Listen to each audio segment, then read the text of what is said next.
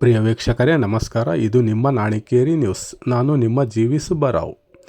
ವಿಜಯನಗರ ಜಿಲ್ಲೆ ಹೊಸಪೇಟೆ ತಾಲೂಕಿನ ಡಣಾಪುರ ಗ್ರಾಮದಲ್ಲಿ ಶ್ರೀ ಕಲಬುರಗಿ ಶರಣಬಸವೇಶ್ವರ ಪುರಾಣ ಸಮಿತಿಯು 25ನೇ ವರ್ಷದ ಶರಣಬಸವೇಶ್ವರ ಪುರಾಣ ತುಲಾಭಾರ ಕಾರ್ಯಕ್ರಮ ಸಾಮೂಹಿಕ ವಿವಾಹಗಳು ಹಮ್ಮಿಕೊಂಡಿದ್ದವು.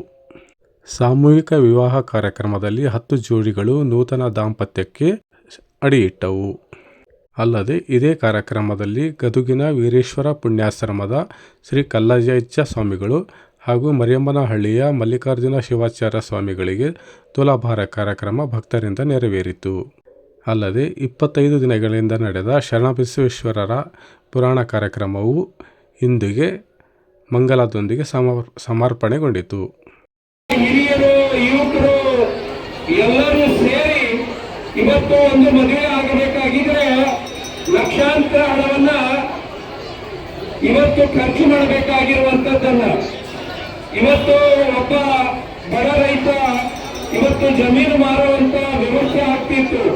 ಇಲ್ಲ ಸಾಲದ ಬಾಧೆಯಿಂದ ಮುಕ್ತಗೊಳ್ಳಲಿಕ್ಕೆ ಸಾಮೂಹಿಕ ಮದುವೆ ಬಹಳ ಶ್ರೇಷ್ಠ ಅನ್ನುವಂಥದ್ದನ್ನು ಕೂಡ ಈ ದಿಶೆಯಲ್ಲಿ ಹೇಳಬಯಸ್ತೇವೆ. ಕನ್ನಡ ಅಂತಂದ್ರೆ ಇದು ಒಂದು ಆ ಬೆಳೆದಂತ ಗಂಧದ ಗೇಡು. ಇಂತಹ ಕನ್ನಡ ನಾಡಿನಲ್ಲಿ ಇಡೀ ತುಂಗ, ಭದ್ರಾ, ವರದಾ, ಕುಲಕೃತಿ ಹೀಗೆ 5 ನದಿಗಳನ್ನು ಕೂಡಿ ಈ ತುಂಗಭದ್ರಾ ತೀರದಲ್ಲಿ ಈ ಪುಣ್ಯಕ್ಷೇತ್ರ ವಿಶ್ವದಲ್ಲಿ ಅದು ನೀವು ನೋಡ್ಕೊಂಡು ಬರೀ ಒಂದಲ್ಲ ಎರಡಲ್ಲ ಸುಮಾರು 25 ವರ್ಷ ಚಿಕ್ಕ ಗ್ರಾಮದಲ್ಲಿ 100 ಮದುವೆ ಸಮಾರಂಭ ಪ್ರತಿ ವರ್ಷ ಮಾಡ್ಕೊಂಡು ಬರ್ತಾರೆ ಅಂದ್ರೆ ನಮ್ಮ ಗ್ರಾಮದ ಸರ್ವ ಸದ್ಭಕ್ತರನ್ನು ತಪ್ಪಾಗಬಹುದು. ಗಂಡನ ಮನೆ ಕಾಲಿಟ್ಟಿರ್ತಕ್ಕಂಥ ಸೊಸಿ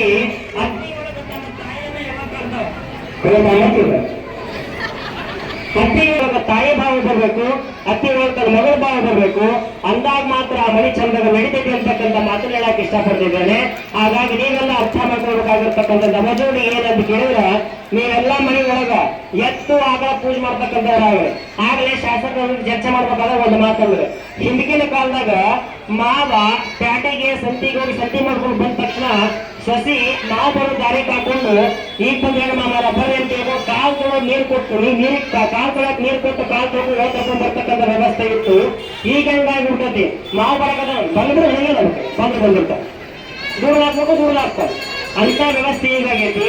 ಹೀಗಾಗಲಿಕ್ಕೆ ಕಾರಣ ಏನಂತ ಕೇಳಿದ್ರೆ, ನಮ್ಮ ಮಕ್ಕಳಿಗೆ ಮನೆ ಒಳಗ ತಂದೆ ತಾಯಿಗಳು ಸರಿಯಾದ ರೀತಿಯಲ್ಲಿ ಸಂಸ್ಕಾರ ಕೊಡದೇ ಇರ್ತಕ್ಕಂಥದಕ್ಕೆ ಈ ರೀತಿ ಆಗ್ತಾ ಇದೆ.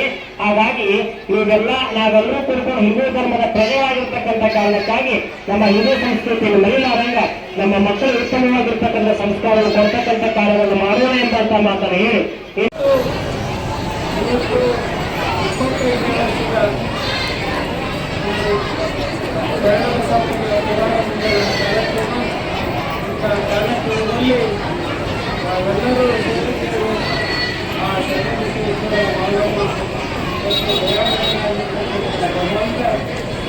ಎಲ್ಲರಿಗೂ